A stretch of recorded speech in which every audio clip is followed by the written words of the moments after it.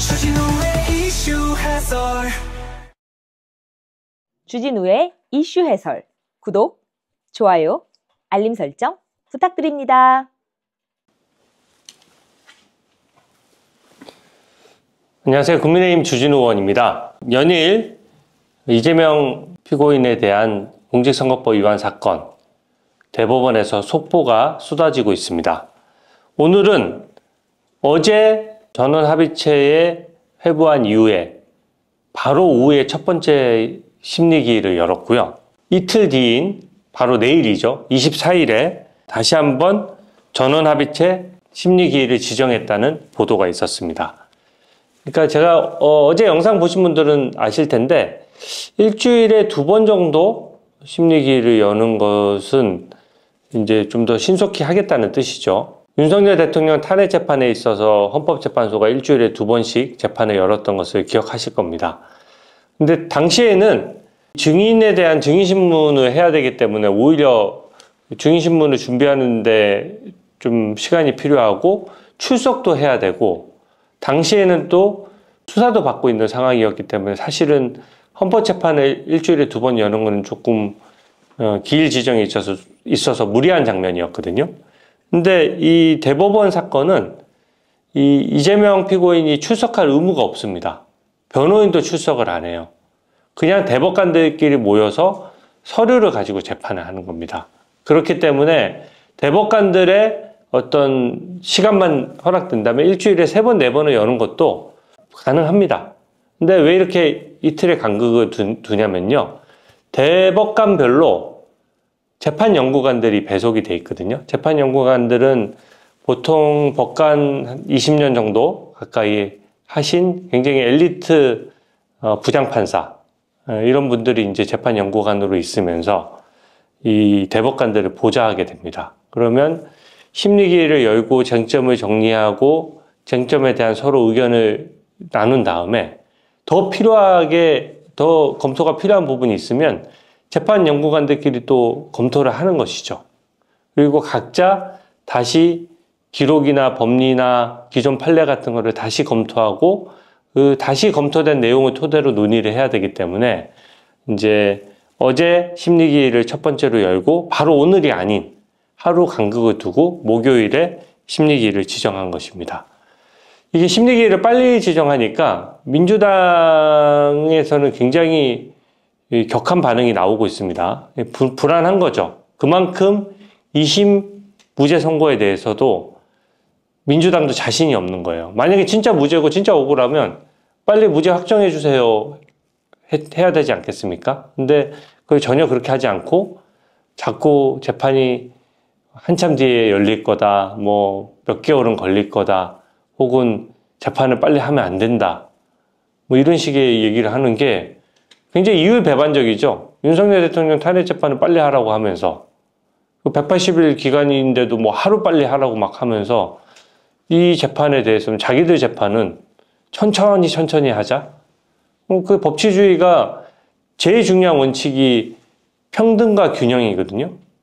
일단 똑같이 해야죠. 이 재판을 빨리 했으면 이재명 재판도 빨리 하는 게 상식적이지 않습니까?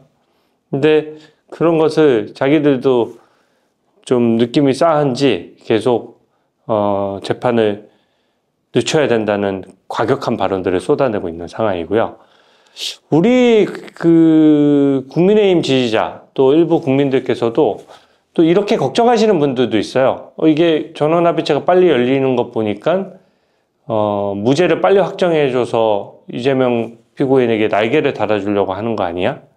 근데 사실은 법원 판단이라는 것을 미리 예측해서 어떻게 100% 맞출 수 있겠습니까? 그렇지만 지금 단계는 어떤 단계냐면 심리만 하는 단계이지 대법관별로 자기가 이게 유죄다 무죄다라는 의견을 밝힌 단계가 아니에요.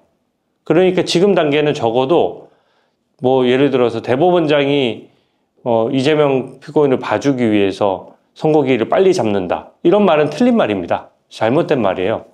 대법원장이 혼자서 결정할 수 있는 문제가 아니거든요. 이것은 대법원장은 재판장처럼 어떤 선고기일이나 전원합의체 회부 이런 재판장으로서의 권한만 있는 것이고, 실제 이 심리를 거쳐서 마지막에 결론을 내는 부분은 역시 헌법재판소처럼 마지막에 하는 거예요.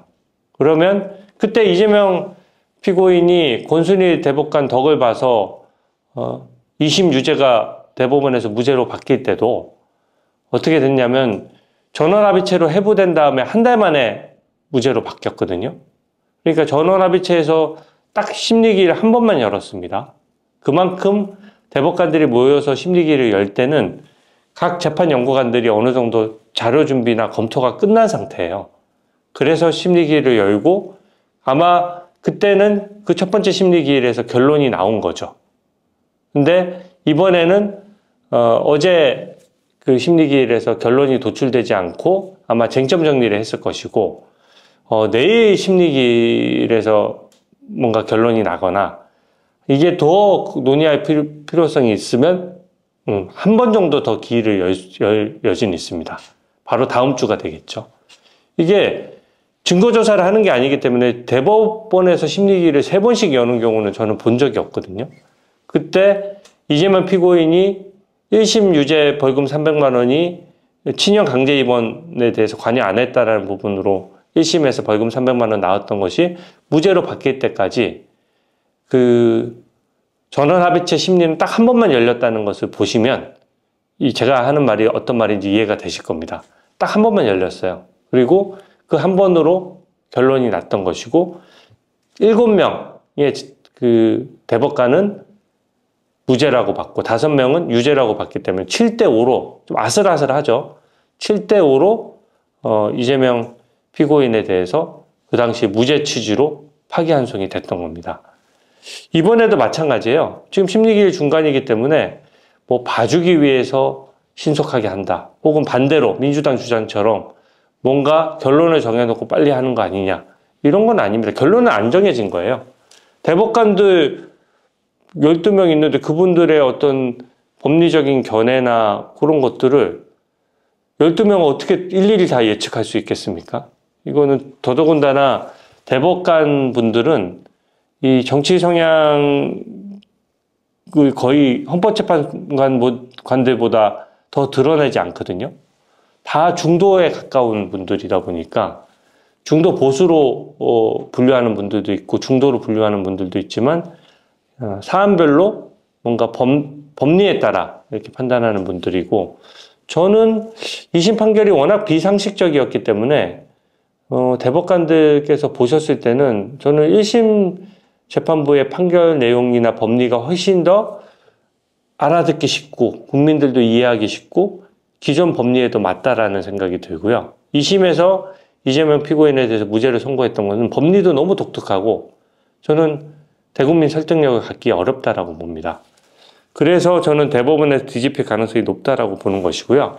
대법원의 심리기일이 자주 잡히는 것에 대해서 전혀 뭐 답이 정해졌기 때문에 뭔가 봐주기 판결하는 거 아니야? 이렇게 의심할 필요는 저는 없다라고 생각합니다. 오히려 신속히 하는 것이 원칙이죠. 공직선거법이 강행 규정이거든요. 재판을 6월 26일 전에는 무조건 선고를 해야 되는데 그게 이미 지금 검찰에서 상고장이나 상고이율서 제출 기간들을 계속 줄여왔기 때문에 지금 대법원 입장에서는 더 빨리 결론을 내릴 수 있는 여건이 된 것이거든요. 그러면 결국 내일 심리기일이 끝나면 좀 있다가 선고기일이 지정이 되거나 아니면 한 번 정도 심리를 더 여는 경우가 있을 수 있다라고 생각합니다. 전원합의체에서 다룰 쟁점은 저는 크게 3가지입니다. 첫째 법리죠. 유죄냐 무죄냐 이게 제일 중요하죠. 그래서 뭐 그 사진을 확대한 것을 두고 조작했다라고 한 것을 어떻게 해석할 거냐. 일반 국민들 입장에서 보십시오. 사진이 조작됐다라고 하면 상대당에서 없었던 사실을 지어내서 모함하기 위해서 사진을 합성하거나 없었던 인물을 끼워 넣거나 해서 그 사진을 조작했다는 의미로 보통 쓰이거든요. 근데 이것은 누가 보더라도 사진을 확대한 거예요. 여러 명의 그 사진 앵글을 보면 이 4명만 찍은 것처럼 보여지는 것이 아니고요. 아, 이게 단체 사진 중에 확대했구나 하는 느낌이 딱 듭니다. 그 해상도라든지 사진의 구도라든지 이런 부분들을 보면. 근데 그 사진을 조작됐다라고 얘기하는 거는 확대하고는 완전히 다른 의미죠. 그리고 특히 백현동 옹벽 아파트는 너무나 오랫동안 지속적으로 거짓말을 했는데 그 부분을 단순한 의견 표명에 불과했다라고 해석하는 것은 저는 아무래도 법리적으로 무리가 있다라고 생각하고요.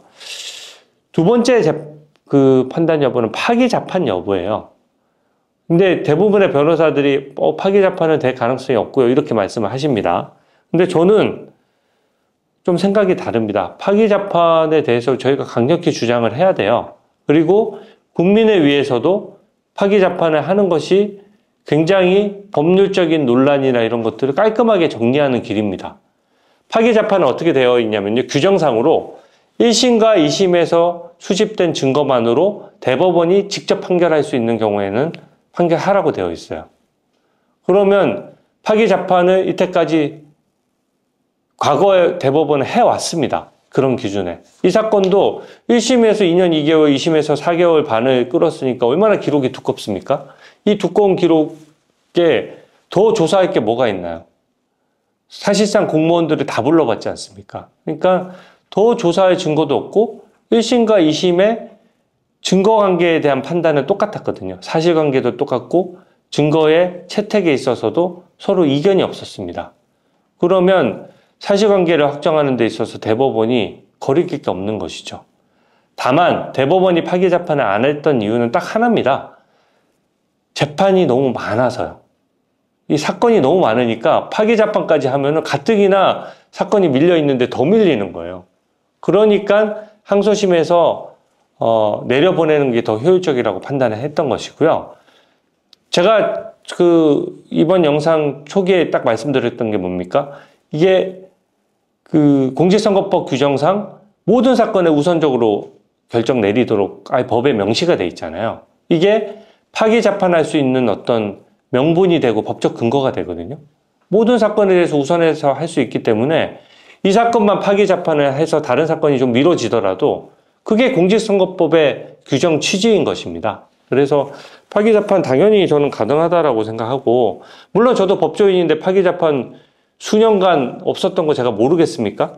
저도 당연히 알지만 그렇게 우리가 법률상 주장을 할 때는 이 과거의 전례가 아예 없으면 모르겠는데 과거의 전례가 있고 그게 최근 들어서 그랬던 선례가 없으면은 이거는 하자고 한번 주장해 볼 수 있는 거거든요. 한덕수 대행이 헌법재판관들 지명했을 때 헌법재판소가 효력정지 가처분을 통해 가지고 한덕수 대행이 재판관 임명한 걸 막았어요. 그 헌정사 70년 넘는 헌정사 중에 최초예요. 그게 사례가 없는 겁니다. 근데 좌파 변호사들이나 좌파 편향적인 재판관들은 그런 걸 버젓이 하는데 왜 우리 사법부나 대법관들은 그 1, 2년 사이에 뭐 그런 게 없었다라고 해서 법률상 가능한데 왜 안 해야 됩니까? 저는 파기자판은 절대 안 됩니다라고 하는 거는 이게 뭐 저희가 지금 무슨 미리 예측해서 뭘 맞추는 게임을 하는 게 아니잖아요. 이 당위의 문제가 섞여 있는 거거든요. 이거는 파기자판을 하는 것이 합당하고 파기자판 할 수 있는 겁니다. 규정상. 저는 그게 명백하다고 생각하고 파기자판 안 할 거다. 그런 예상이 지금 우리에게 무슨 소용이 있습니까? 파기자판 안 할 가능성이 높다고 하더라도 파기자판을 해야 되는 저는 상황이라는 점을 강력히 주장해야 된다고 생각합니다. 왜 파기자판 해야 되냐? 유죄취지 파기환송을 하게 되면요. 대선 전에 서울고등법원에서 재판이 한두 번 열릴 겁니다. 그러면 거기 결론이 안 난 상태에서 유죄취지로 파기환송이 됐을 경우에 이게 뻔히 한두 달 뒤에는 유죄가 확정될 게 뻔한 거거든요. 근데 분명히 민주당은 어떻게 나오겠습니까? 뭐 유죄 취지 파기환송이 됐는데도 되게 뻔뻔하게 민주당 1급 체제니까 나는 무죄 추정이니까 아직 확정 안 됐으니까 나 대선에 나올 거야 해서 대선에 나오겠죠. 만에 하나 당선이 되면 온갖 더러운 소 다 쓸 거 아닙니까? 뭐 법도 바꾸고 난리치고 사법부도 압박하고 난리를 치겠죠.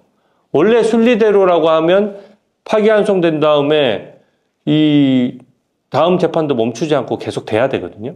근데 그게 대선 결과가 나오고 나면 더 큰 혼란과 더 큰 국론 분열을 일으킬 수가 있잖아요. 그래서 헌법재판소도 그런 거 아닙니까? 우리나라 국익과 혼란을 막기 위해 가지고 대통령에 대해서 반대 신문권도 보장 안 해주고 이상하게 재판했잖아요. 그렇게 하면서 신속하게 했는데 왜 파기 재판에 대해서만 그렇게 절대 안 된다? 뭐 그런 건 없는 겁니다. 저는 파기 재판을 함으로써 유죄든 무죄든 딱 정확하게 결론을 내려줘야 된다고 생각하고요. 특히 이 대법관들이 파기 재판할지 여부도 대법관들이 표결하는 거예요. 12명의 대법관들 중에 다수가 파기 재판해야 될 사안이라고 판단하면 파기 재판하는 것이고요. 이거 파기 재판은 도저히 안 될 사안이야 라고 하면 유죄 취지 파기 환송이 되는 겁니다.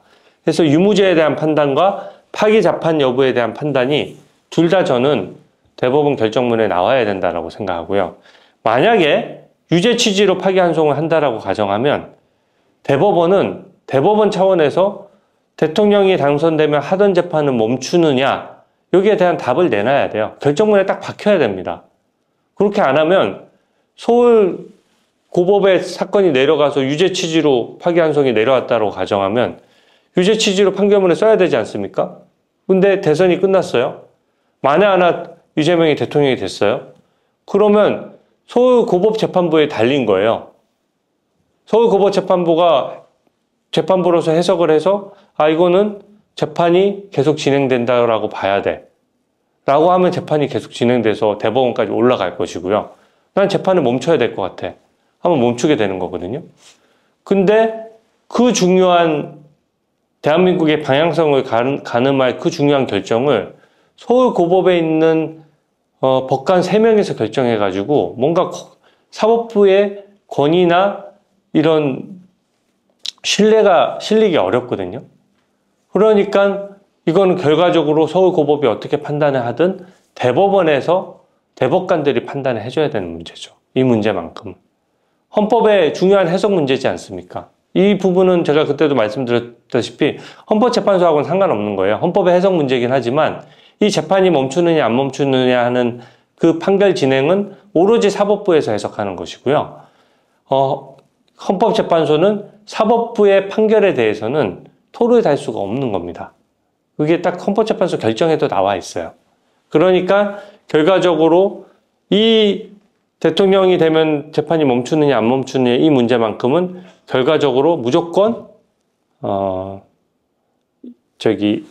이 대법원에서 결론을 내릴 수밖에 없다. 그러면 이 심리기를 몇 번이나 잡는지를 봐야 되겠지만 저는 유죄냐 무죄냐, 파기 재판할 거냐, 파기 환송할 거냐.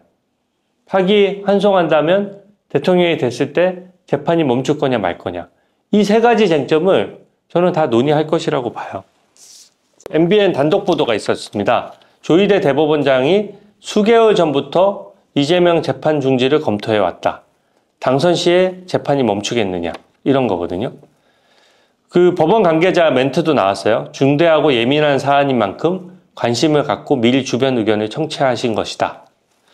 저는 뭐 이게 보도이기 때문에 저도 확인이 되는 건 아니지만 대법원장이나 대법관으로서 충분히 이 부분에 대한 사전 검토는 필요하다고 봤습니다. 제가 전에부터 그 법사위를 통해서 대법원에서 밝혀달라고 계속 얘기를 했거든요. 근데 그때 법원행정처장이 어떻게 말씀을 하셨냐면 이게 중요한 문제이긴 하지만 대법원의 사건이 현재 없는 상황이어서 대법원에서 지금 뭔가 밝히기가 좀 쉽지 않다.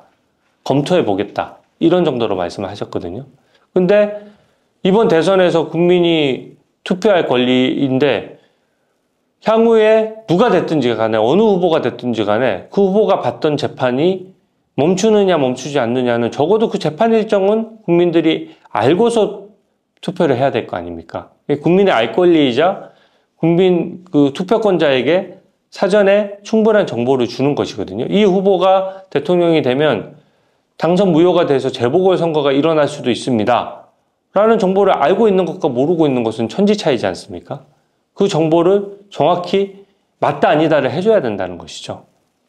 그래서 재판이 멈추지 않는다고 보는 것이 저는 헌법학계의 다수설이라고 생각하는데 이재명 대표는 반대로 얘기하더라고요.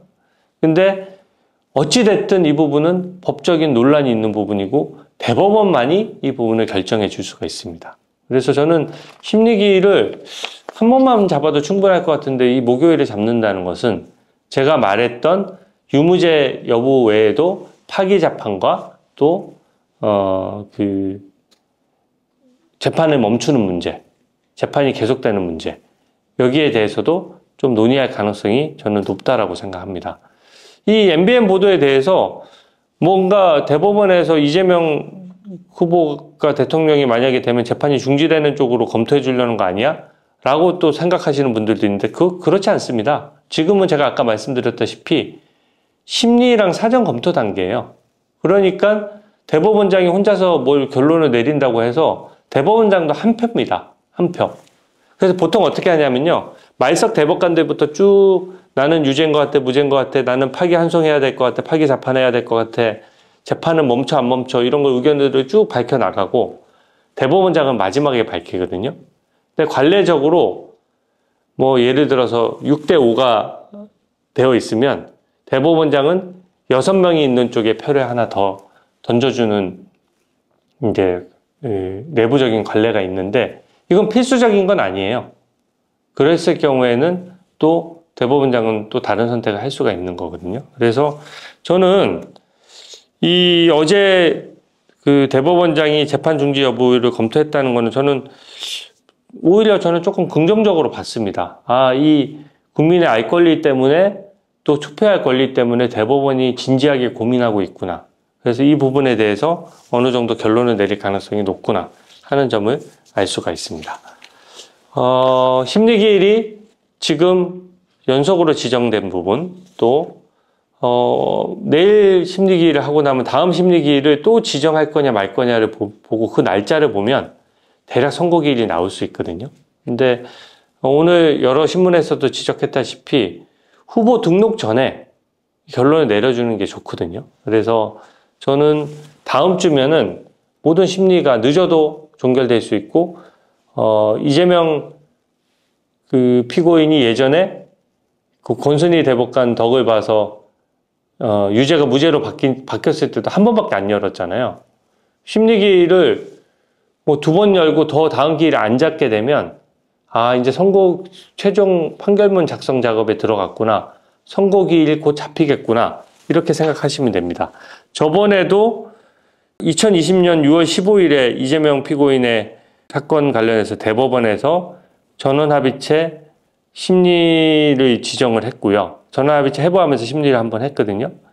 그리고 나서 선고기일을 한 달도 채 안 돼서 잡았습니다. 근데 이거는 또 더 대선과 임박했기 때문에 더 앞당겨서 잡을 수가 있거든요. 그러면 결론 나면은 뭐 판결문이야 금방 쓰는 것이니까 저는 이번 주에 심리가 종결되거나 다음 주에 심리가 종결되면 5월 초에도 선고가 가능한 상황이 됐다.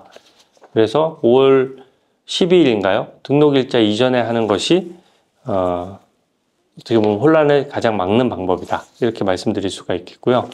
부디 대법관들께서 저는 법리에 대해서 한 분 한 분 깊은 고민을 하셔서 대한민국 법치가 바로 설 수 있도록 이재명 피고인에 대해서 꼭 파기 재판을 해주셨으면 합니다.